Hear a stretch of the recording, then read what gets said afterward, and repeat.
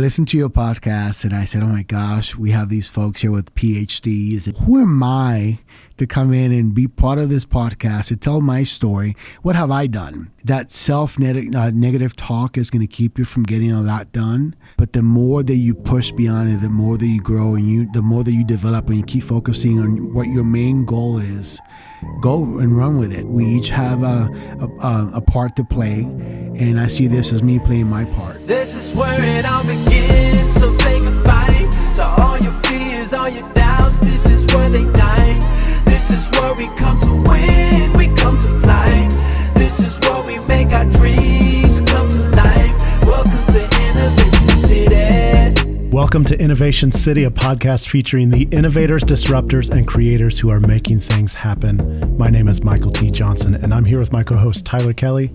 And today we are at Venture Cafe St. Louis. So if you're not familiar with Venture Cafe, it is the largest gathering of innovators, disruptors, creators, people who are breaking through the status quo anywhere in the world. So on a Thursday evening, people are gathering at Venture Cafes across the globe. And if you're near one, I suggest you go and visit. So today we have Junior Lara on the podcast. Junior, thanks for being here. I'm excited to have you. I'm excited to be here with you guys. All right, so Junior, native of Dominican Republic, moved to the Bronx, New York, and then found himself in St. Louis in 2003. That's right. Always been a mentor, passionate about making human connections and kind of helping your community kind of take it to the next level. And you do that through a podcast. Yes. Called the Auténtico Podcast. And you co-host that podcast with Gabriela Ramirez Arellano. Correct. And we met originally through the Hispanic Chamber of Commerce. And so super excited to have you on the show, talk about, some of the challenges, opportunities, growth, in the community, and how the Hispanic community is like embracing and reaching out and transcending the status quo here in St. Louis. Absolutely. Yeah, it's going to be a good talk. Absolutely. I'm looking forward to it. Thank you. So first of all, we talked about that, how you ended up in St. Louis. So let's hear that story first. Sure. Like you said, Tyler, I moved from the Dominican Republic in 94. I actually landed in Washington Heights, which is in uptown Manhattan, known as Little DR. And then a year later, my family and I, we moved to the Bronx, and then that's where I grew up, spent most of my life there. And in 2003, my parents separated, and my mom had family here in St. Louis, and that's how we ended up here in St. Louis. But it was such a culture shock for me going from the Bronx, where pretty much, the center of the universe as far as I was concerned back then, to then thinking about moving to St. Louis. And what I picture, and this is a true story, I picture horses and carriages. And, you don't think about innovation when you think of St. Louis. At the time, I wasn't thinking about that, So yeah, I've been here since 2003, and it's been a very, very interesting experience for me. Yeah. So what kind of things did you get involved in when you first started here? Nothing, because I just didn't know, who to reach out to at the time. So St. Louis is one of those cities. A good friend of mine called it a curtain city. Mm-hmm. You don't know that the culture's here. You don't realize how many Latinos we have, or Hispanic, Latinx, whatever you want to call it. But there's a ton of them here. And you don't know about them until you pull the curtain back and you realize that's where you guys are. That's where you've been this entire time. And usually you see that through the festivals, like we have the Festival of Nations that happens every year. But we also have local organizations like the Chamber of Commerce. Carlos Ramirez is a good friend of mine. He's the president and CEO there. But it took me years to realize that the Chamber of Commerce even existed. And I found out about it because I walked into a networking meeting back in 2009. 2009. And I realized, oh my gosh, we have the VP of this company whose last name is Ramirez. Then we have a Martinez here. Then we've got a Nunez here. And I'm like, where have these people been my entire time in St. Louis? So, to me, it was a culture shock. Wow. Yes. So, I think, like you're saying, most people aren't familiar with there being like a big Latino population in St. Louis. Right. Like stereotypically, you wouldn't think that. So what is kind of the makeup of, like, is there a percentage makeup or? So the majority of Latinos in St. Louis, and I found out about this through Gabriela. So Gabriela, as you mentioned, not only is she the co-host of Auténtico Podcast, but she's also the business counselor for the Hispanic Chamber of Commerce in St. Louis. So lots of information about the community, but the majority of Latinos in St. Louis are 9 years old and younger. Wow. Believe it or not. But the majority of Latino adults in St. Louis have a bachelor's degree or a master's, much higher education.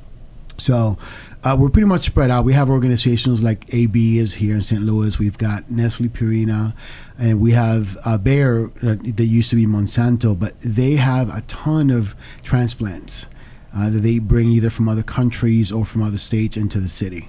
So once you kind of got past that curtain that you're talking about, like what did you do to get more involved in that community and really kind of promote and all those things? Yeah, so that's actually where the idea of the podcast started to formulate, right? So because I wasn't as connected with those Latino professionals, and they themselves weren't really with each other, for that matter, because you just don't know that there's that many Latinos here. I started to think, well, how do we fill that void? How do we create connection? How do we show St. Louis the impact that we're having? Because no one's highlighting that. And then the conversation started with Gabriela late 2017, actually, right after I went through a leadership development program through the Hispanic Chamber of Commerce, which is called Hispanic Leadership Institute. And then there, I formed even stronger relationships with leaders at Purina, Anheuser-Busch. And they came up with the idea, like, how do we connect? How do we stay in touch with each other? And I said, well, how about a podcast? And of course, when you think about the podcast, you're like, unless you have a background in media, you don't really know what to do, what steps to take. So I said, okay, I'm going to make this happen. So I reached out to Gabriela and I said, okay, how do we make this work? Here's the idea that I have. And like I said, you met Gabriela. She's a very strategic thinker, very innovative. And then we linked up with Hector, who's a media consultant here in St. Louis, and we came up with the name Dime Tu. And Dime Tu is a play with words. So Dime Tu is you tell me. But since it was a Spanglish podcast, then we decided to say, let's name it Dime Tu and then play it with the words in DMETOO, because we're Spanglish speakers. That's the one thing about Latinos is like you can never get our Latino-ness out of our language, because every now and then you hear something like "que bueno," that's fantastic, or "exactamente," because it's just part of who we are. So we had that podcast for about 9 months, and then we decided to pivot at that time. And Gabriela and I took the idea of Dime Tu and then really took it to the next level and said, well, how do we create partnerships with the local businesses, and how do we support our community better? And then that's how we came up with the name Auténtico. And just yesterday we had a great meeting with Gilberto Pineda, who is the communications manager for Cortex, the Innovation Center, and he is starting a show that comes out next month called En Breve. There's that Latino-ness again, right? It's an English-speaking show, or English language show, that looks to also highlight the Latino impact, but to the mainstream. And En Breve is fast, quick, kind of, here's a quick En Breve look of what the St. Louis Latinos are doing. So that's what's been happening. That's how it all came about. Yeah, I think I had talked to Gilberto once, and I think he had said that, wasn't he like the first Latino talk show or something in Missouri like that? Yes. So he actually had a show, I'm going to say about 10 years ago. So picture St. Louis 10 years ago. And he actually had an actual show. I think it was on WB in Spanish. Wow. Yes. Broadcasting in St. Louis. And he got a lot of heat for it because it was just something new. The Latino population wasn't as vibrant as it is today here in St. Louis. But I consider him really a trailblazer, someone that really led the way for Gabriela and I to be able to do what we're doing today. And really for the next generation after Gabriela and I are done with this, to really take it to even a higher level. So you mentioned that 10 years ago, that was just unheard of. And now, like, we see the community is just like booming. Let's just put it that way. Right. Like every time I turn around, like there's somebody doing something amazing, and so like, I don't know if that's a matter of just like being more out there in terms of like the message, in terms of like the position, or if something actually has changed over 10 years. Tell me what you think. I feel like the attitude has changed a lot when it comes to Latino professionals. So my experience with Latinos is, we're very reserved. We just like to get the job done, and then that's just how a lot of us are raised. You just make it work, make it happen, and do the best you can. But now I feel like the attitude has changed over the year to where, like, how do we highlight the impact that we're having, especially in the environment that we're in right now, where the talk hasn't been as positive about Latinos and the impact that we really truly have on the U.S. economy. So I feel like a lot of Latinos now are thinking more about that and being a lot more intentional about what they do, how they do it, but also how do they highlight what they're doing so that the community as a whole can see that, the positive impact that they're having. That seems like it'd be a pretty big challenge. And without getting to like all the negative political stuff, like how do you position a message like that when there's so much misinformation, and there's so much, like you said, people trying to position that as something that's hurting the economy, or there's just a lot of just negativity about Latinos in general when it comes to some political messages. How do you combat that and position yourself right in a way that gets that message out? So that's a great question. So I mentioned that initially we started Dime Tu. And Dime Tu, we used a lot of Spanish. We did use some English, and then really the majority was Spanish and then Spanglish, right? But then we realized, we want to be able to open this up to more people, because if we're speaking to the same audience, and what kind of impact are you really having, outside of that circle that already knows the value they provide. So that's where Auténtico came in at. If you listen to the podcast, we do plug in some words, because personally I feel that in order for me to emphasize a point, sometimes I have to switch from English to Spanish, and I speak French too, so I may have to switch to French, just say something, like il faut in French, just like it has to be done. There's absolutely no option. I think that it's just being very intentional about what you do. I mentioned the podcast that we had last year, in 2017, in 2018 rather, and then we became more intentional about using more English, because we want more people, a wider audience, to be able to hear the message that we're having. But also with Auténtico, something that we're doing this year is we're actually bringing in Latino leaders from the community and having Facebook Live recordings where we actually hear about their stories, their lessons learned. And, just getting it all falls back to being very intentional about what we do and how we do it. What about can you give us some examples of some of those stories? I'm sure you've had like some great inspiring stories. I'm just curious what kind of things have moved you. Absolutely. So for example, my good friend Carlos Ramirez from the Chamber of Commerce, he moved here from Texas and has now grown the membership of the Chamber of Commerce in less than 10 years over 500%. So, to me, that's inspiring, but also to the Latino community, because here's a guy who's very smart, but also very intentional about highlighting the Latinos that we have and forming really strong partnerships with businesses like Centene Corporation, the AB, and then Bayer and Nestle Purina. So tell me some of the, the topics that you cover on the podcast, some of the things that you and Gabriella talk about.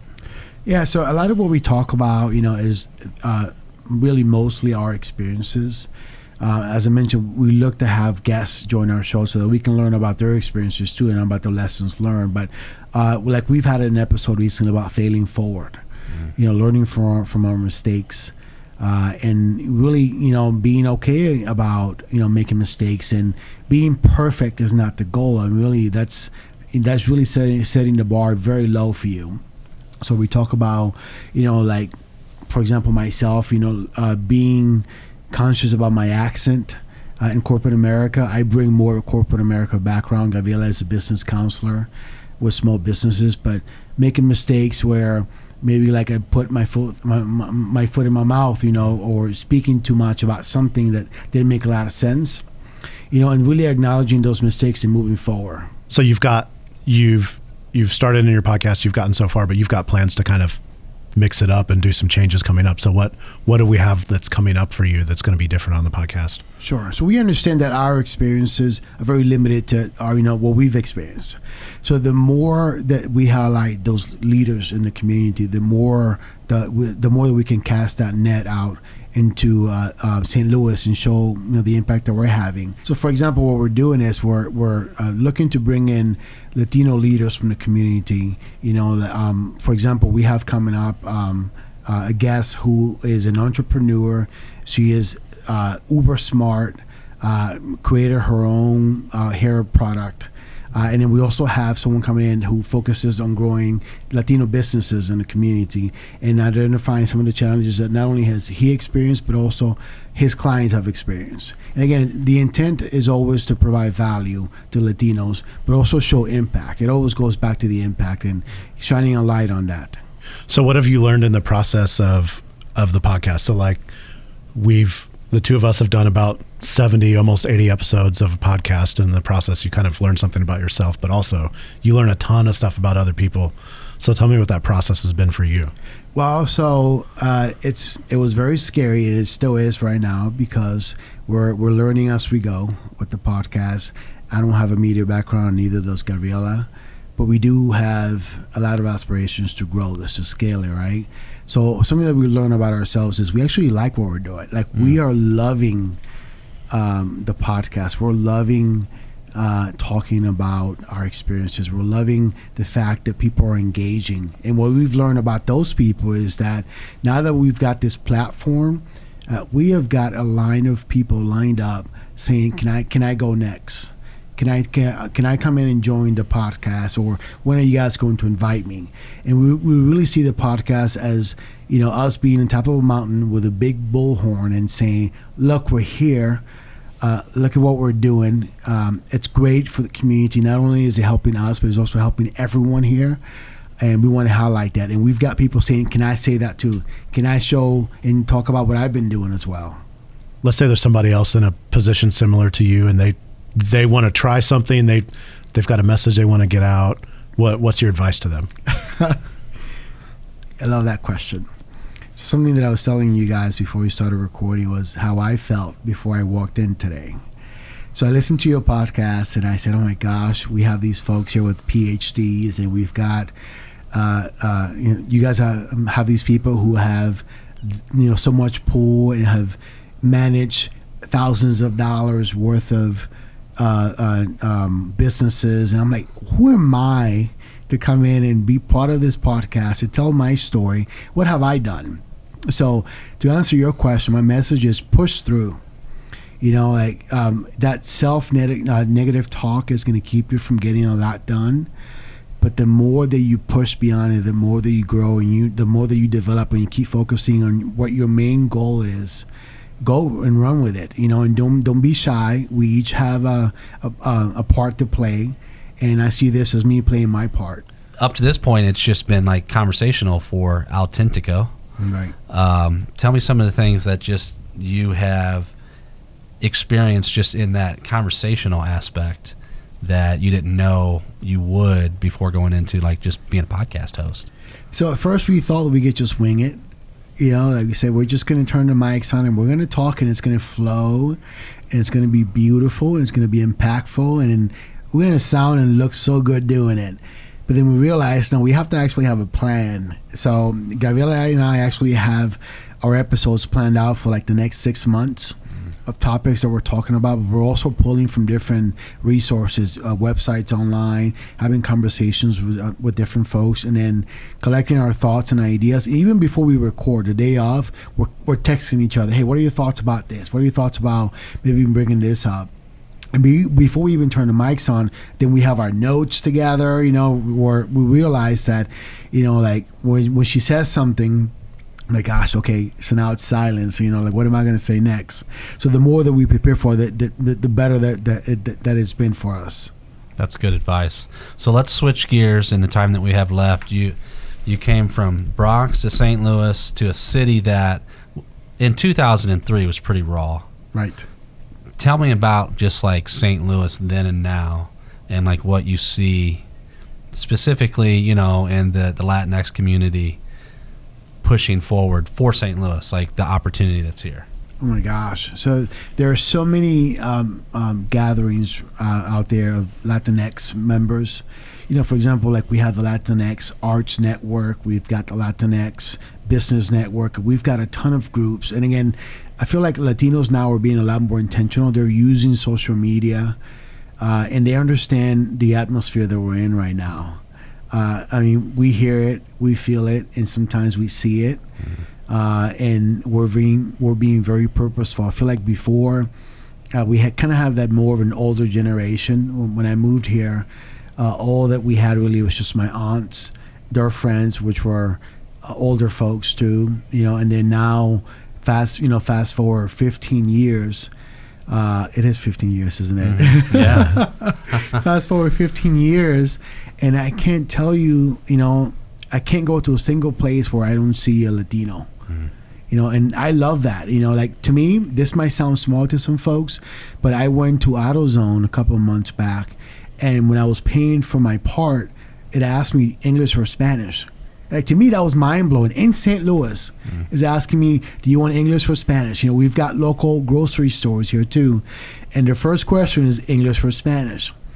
I'm proud and I feel great about the fact that that's happening here in St. Louis. This is not New York. This is not Miami. It's not California. It's St. Louis, and I've got digital machines asking me English or Spanish. And I feel like that's the result of local organizations understanding that, hey, the community is growing. We've got a ton of Latinos here. Let's embrace it, and let's see how we can all work together and collaborate. So what's next? What's next for you? So next for me, as in with the podcast. So we see the podcast as a platform to help us again connect. That's a big piece for us, but also highlighting the community. But for me, I was asked to help the Balsa Foundation's business entrepreneur analysts pitch their stories. So coming up, I'm going to be having a meeting with them and helping them formulate their thoughts, their ideas, to help pitch their ideas to investors so they can get the funding they need to be able to grow their business. And a lot of them are Latinos. So I love the fact that we have Auténtico as a platform to really scale, highlight the community, but also that allows me to be able to get myself out there to help other Latinos get their dreams and secure their futures. Well, Junior, there's so much going on. You're like right in the middle of all of it. And so this has been a great conversation. Thank you for being on the podcast. Before we let you go, how can people get in touch? How can they listen to Auténtico, but then also how can they get in touch with you on social media and all that good stuff? Absolutely. So Auténtico is pretty much everywhere. We're on iTunes, Stitcher, we're on SoundCloud as Auténtico Podcast. We also have our website, authenticopodcast.com. We're on Facebook, of course, and Instagram as well. And myself on LinkedIn, you can find me as Junior Lara. Gabriela Ramirez Arellano is also on there as well. And on Facebook as well. But really, we're everywhere. That's the intent. That's the idea. And we're intentionally doing that. Awesome. That's great. Junior, thanks for being on with us today. We really appreciate you being here. Thanks for having me. I really appreciate it. For more episodes, visit innovationcity.co. Be sure to subscribe, rate, and review. If you're in St. Louis, visit us on a Thursday night. You can find details at vincafstl.org. You can also connect with us on social at We Are Slam or at Venture Cafe STL. This is where it all begins, so say goodbye.